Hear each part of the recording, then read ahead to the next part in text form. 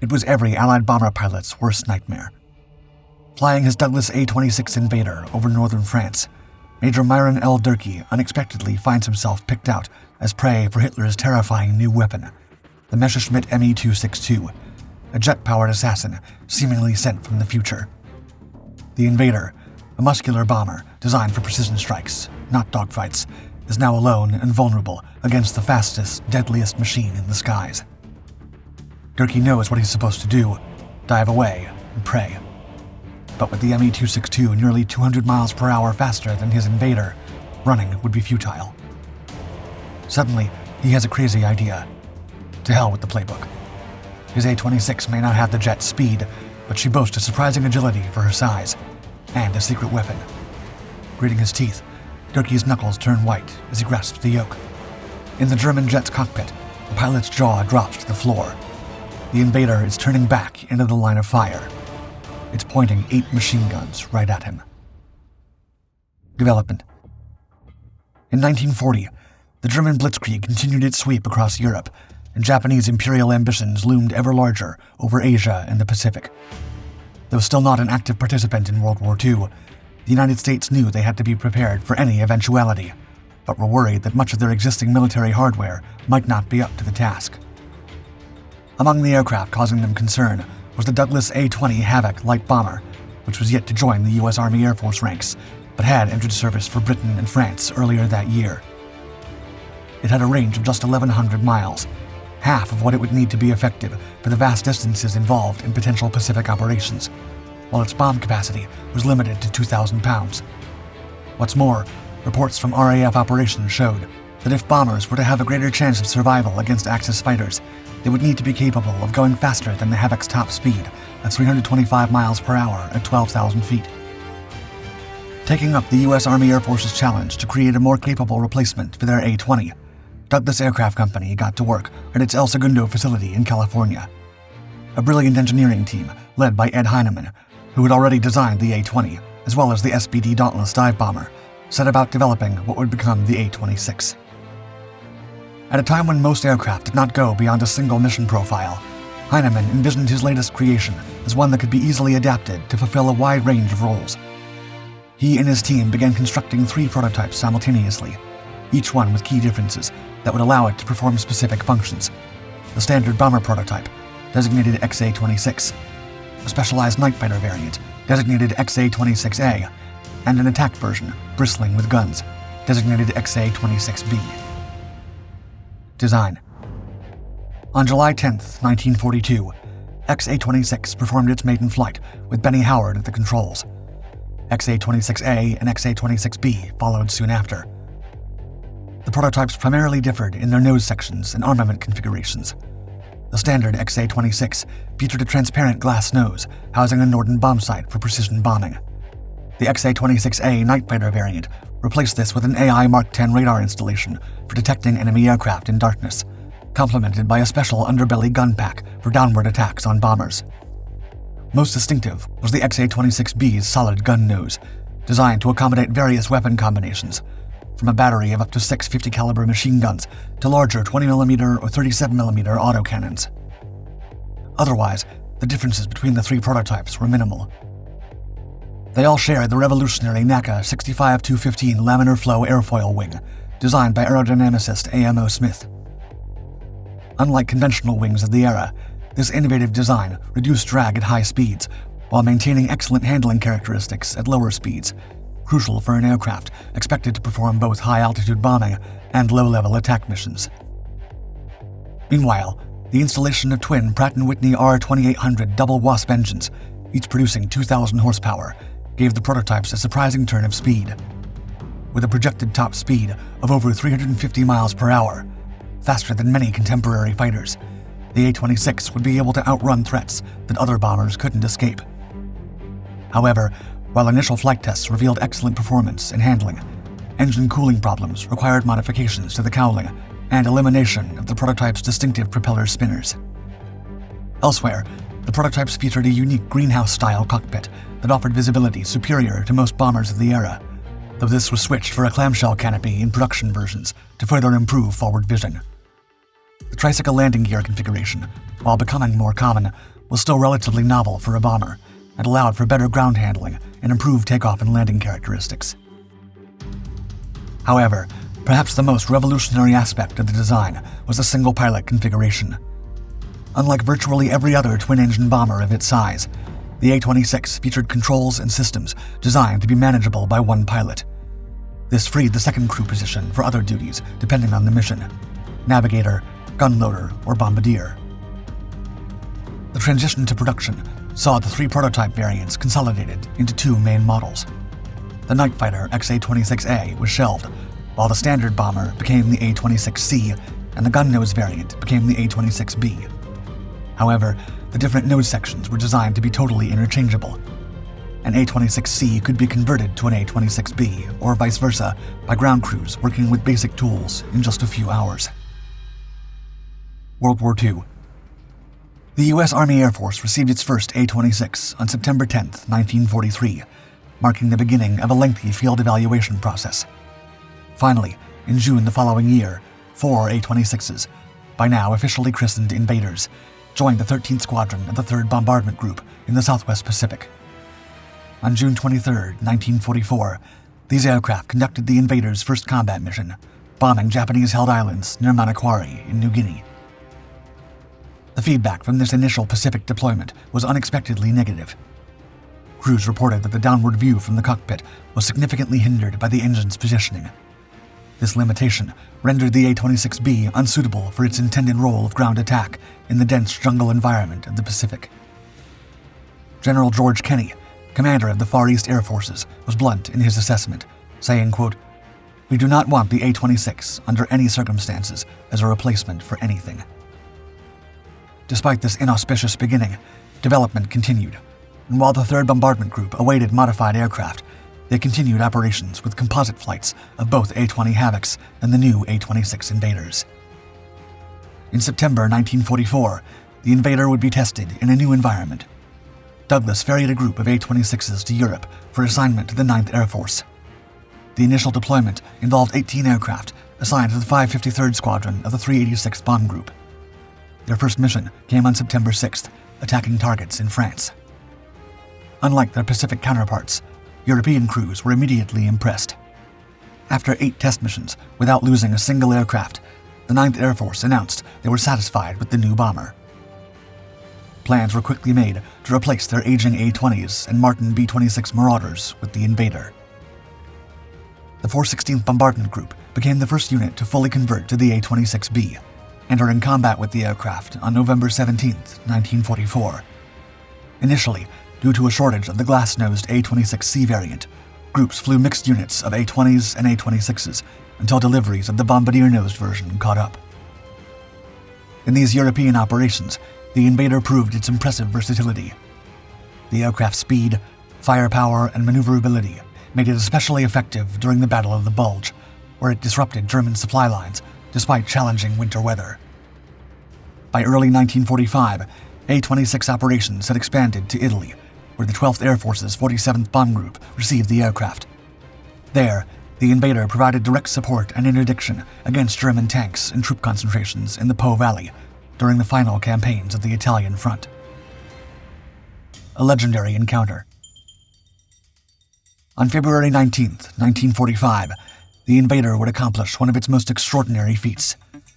As A-26 units provided crucial air support to the Allied forces steadily advancing toward Germany, Major Myron L. Durkee and his crew of the 386th Bomb Group found themselves conducting a bombing mission near Beaumont, France. What happened next would become legendary among A-26 crews. After completing their primary mission objectives, Durkee's Invader encountered a Messerschmitt Me-262, Germany's revolutionary jet fighter that outpaced and outgunned virtually everything in Allied service. Rather than taking evasive action as bomber doctrine dictated, Durkee made the split-second decision to engage the enemy fighter directly. The German pilot, likely shocked at seeing a bomber turn to attack, hesitated momentarily. That brief pause gave Durkee the window he needed. The Invader's 8 forward-facing 50-caliber machine guns blazed as Durkee held the bomber steady. Several rounds found their mark on the speeding jet fighter. The Me-262, trailing smoke, descended rapidly and disappeared into the cloud cover. While the German aircraft's destruction couldn't be confirmed visually, Durkee was credited with a probable victory. News of the encounter spread quickly through bomber groups.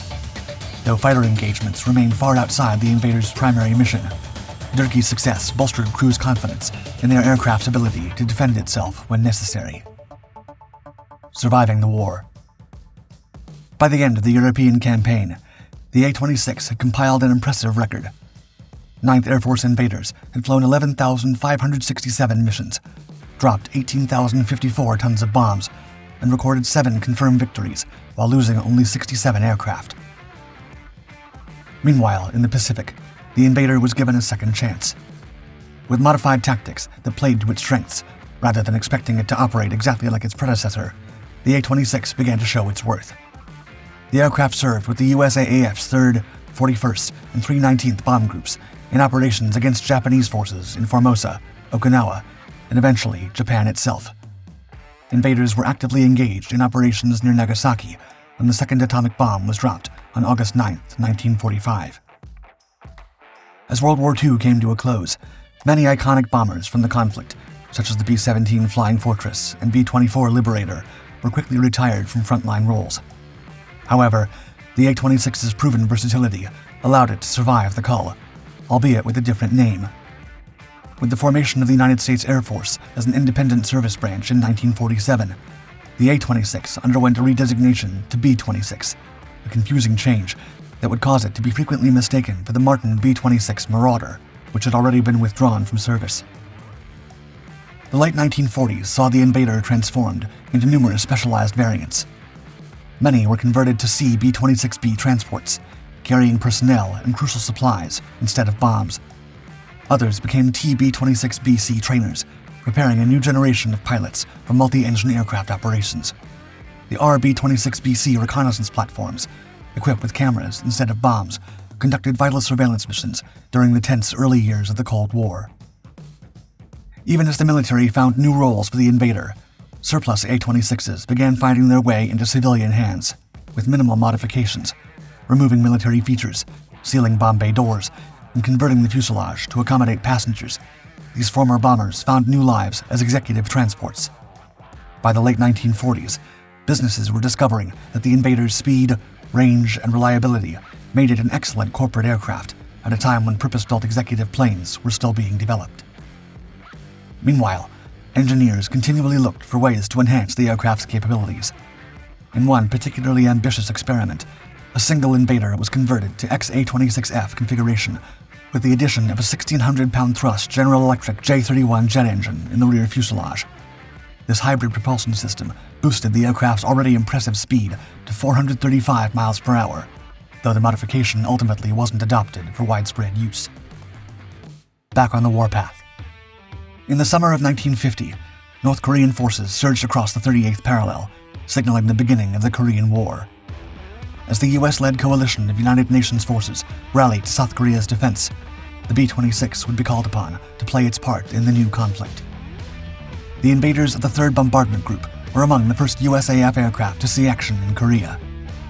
Operating from bases in southern Japan, they carried out missions over South Korea, just days after the North Korean invasion began. The aircraft quickly proved their worth, demonstrating that 5 years after World War II ended, it remained an effective combat platform. On June 29th, these veterans of the Pacific War achieved another milestone when they conducted the first USAF bombing mission against North Korea, striking an airfield near Pyongyang. By November 1950, reinforcements had arrived in the form of the Air Force Reserve's 452nd Bombardment Wing, which was activated specifically for Korean service. Operating initially from Itazuke Air Base in Japan, the 452nd flew daylight support missions, while the 3rd Bomb Wing specialized in night operations. The Chinese intervention in late 1950 forced both units to relocate.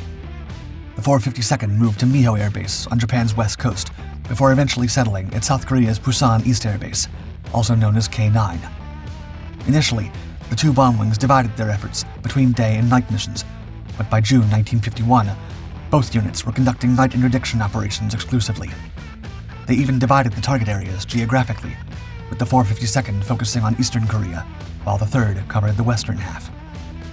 The invaders' most significant contribution came in the role of night interdiction, attacking enemy supply lines under the cover of darkness to prevent reinforcement and resupply of frontline troops. The aircraft's speed, range, and substantial weapons load made it ideally suited for these missions.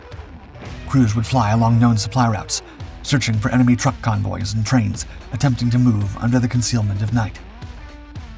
The night interdiction campaign reached its pinnacle on September 14, 1951, and Captain John S. Walmsley Jr. demonstrated extraordinary heroism during a mission against North Korean supply trains. While attacking an enemy train, all of Walmsley's guns simultaneously jammed, a potentially catastrophic failure in the midst of combat. Rather than abandoning the attack, Walmsley ingeniously used his aircraft searchlight to illuminate the target, enabling his wingman to destroy the train. This selfless act made Walmsley's aircraft an easy target. Exposed by its own light, the Invader was hit by enemy anti-aircraft fire and crashed with no survivors. For his sacrifice, Walmsley was posthumously awarded the Medal of Honor, the highest American military decoration and the only one awarded to an Invader crewman during the conflict. Proven specialists. By the time the 452nd Bombardment Wing was inactivated in May 1952, it had flown over 15,000 sorties, 7,000 of them at night, while losing 85 crewmen. The B-26 devastated North Korean supply lines, destroying tens of thousands of vehicles, hundreds of locomotives, thousands of railway cars, and several enemy aircraft caught on the ground. As negotiators signed the armistice agreement on July 27, 1953, B-26 crews were airborne, conducting the final USAF bombing mission of the war.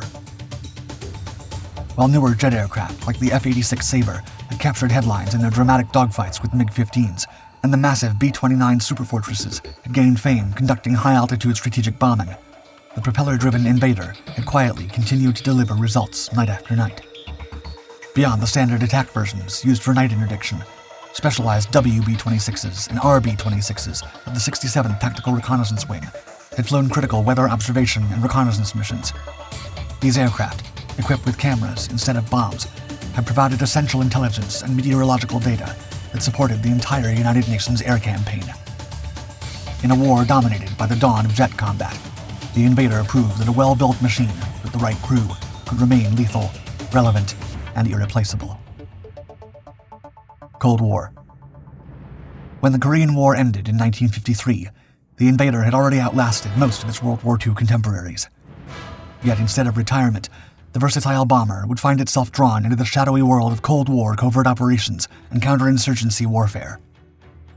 The Central Intelligence Agency, recognizing the Invader's combination of range, payload, and low observability, began employing the aircraft for clandestine missions.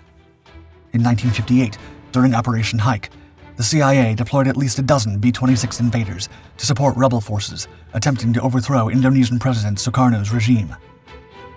The operation came to an abrupt end on May 18, 1958, when American contract pilot Alan Pope's blacked-out B-26 was shot down by a North American P-51 Mustang, flown by Indonesian Air Force Captain Ignatius Dewanto, the only known air-to-air victory in Indonesian aviation history.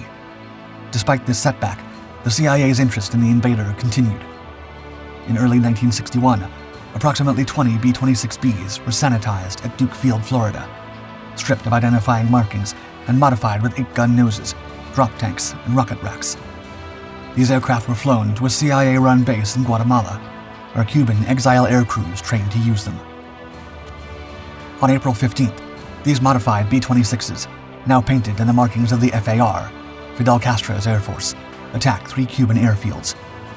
2 days later, they supported the ill-fated Bay of Pigs invasion.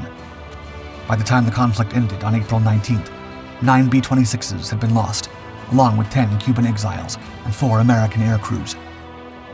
During this same period, the French Air Force was putting Invaders to use in its own counterinsurgency operations. The French modified some B-26s into B-26N night fighters for service in Algeria, fitting them with AI Mark 10 radar from obsolete Meteor NF-11 aircraft, along with underwing gun packs and SNEB rocket pods. These specialized night fighters proved effective against guerrilla forces operating after dark.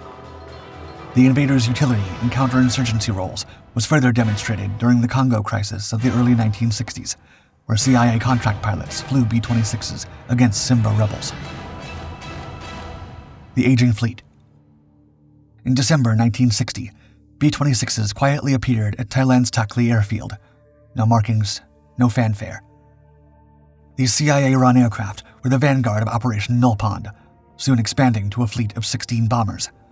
They were there to help the Royal Lao government push back against the communist Pathet Lao fighters who were gaining ground in the region.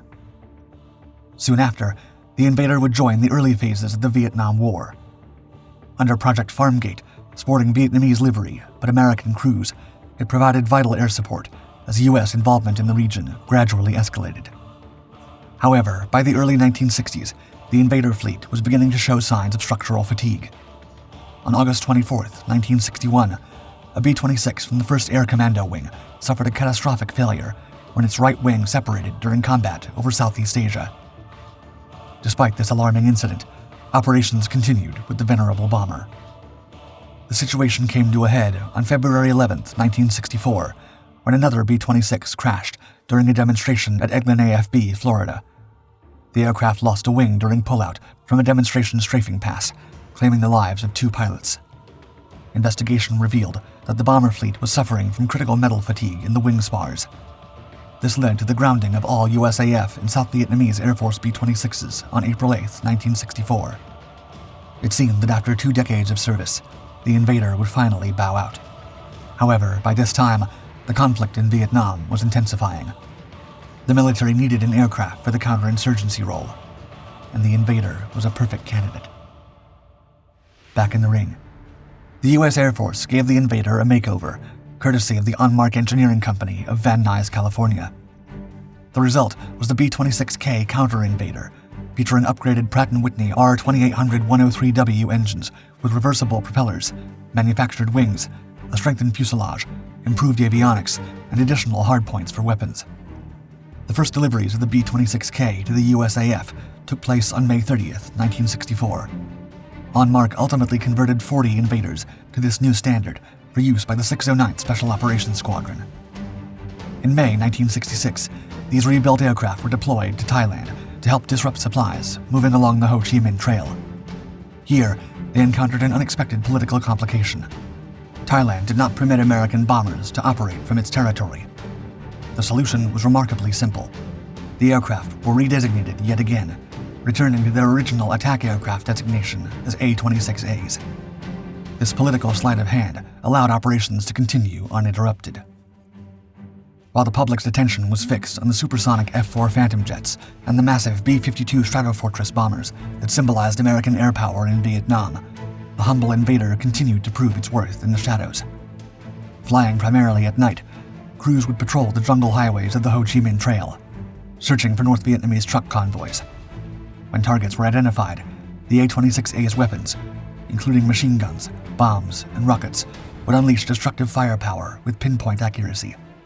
The counter-invader's ability to loiter over target areas and deliver precise fire support made it uniquely suited for counterinsurgency operations that flashier, faster aircraft couldn't match. Meanwhile, the A-26A continued to evolve to meet the new challenges it faced in Southeast Asia. Under Project Lonesome Tiger, part of Operation Shed Light, 2 counter-invaders were further modified with a forward-looking infrared, or FLIR, system. This enhancement allowed crews to detect the heat signatures of enemy vehicles, even when they were concealed by the jungle canopy. However, by 1969, the A-26A had reached the safe limits of allotted flying time, so it was withdrawn from Southeast Asia, bringing an end to the aircraft's 3rd major war. When the Invader finally retired from U.S. military service 3 years later, it had outlasted virtually all of its World War II contemporaries. The last active Invader in the U.S. military inventory was assigned to the Air National Guard. Upon retirement, it was donated to the National Air and Space Museum. Yet the Invader's story wasn't over yet. New roles. After leaving U.S. military service, several A-26s continued to serve as civilian aerial firefighting aircraft, a role which it had begun to perform in the late 1960s. These borate bombers, named for their initial fire-retardant chemical, took advantage of the Invader's speed, payload capacity, and precision to deliver firefighting compounds to forest fires across North America. Though they had mostly been retired from this role in the U.S. by around 1973, many went on to continue their firefighting service in Canada. Elsewhere, invaders would find themselves involved in less reputable operations. Throughout the 1970s and early 1980s, drug smugglers coveted the A-26, particularly executive conversions, such as On Mark's Marketeer and Marksman variants, for their combination of high speed, long range, and relatively low acquisition cost. Ex-military pilots flew these aircraft at extremely low altitudes to avoid radar detection. One such aircraft, nicknamed the Gray Ghost due to its white and gray color scheme, became notorious among DEA agents for repeatedly evading capture. The story goes that years later, when the restored aircraft appeared at an air show, 2 DEA agents recognized it immediately, one exclaiming, quote, "My God, it's the Gray Ghost. We chased that sucker up and down the Gulf Coast. Never could catch him. He'd drop down on the deck and throttle the engines up and leave us standing there." Meanwhile, around the world, other countries continued to find uses for the versatile aircraft. The Argentine army acquired 23 Invaders in the 1990s, though only 10 remained operational, while the others served as parts donors. These aircraft remained in Argentine service until 2015, marking some of the last military operations of the type. Today, a small but dedicated group of enthusiasts works to keep the Invader's legacy alive. The Commemorative Air Force and other preservation organizations maintain several airworthy examples. One such aircraft, Night Mission, underwent an extensive 3-year restoration at the Vintage Flying Museum in Fort Worth, Texas. In late 2024, after successful engine runs and taxi tests, the aircraft moved closer to returning to flight status, with plans to join the airshow circuit in 2025. From World War II bomber to covert operational platform to aerial firefighter, the Douglas A-26 Invader refused to fade into obscurity. When its contemporaries vanished into museums and scrapyards, the Invader simply found new skies to conquer.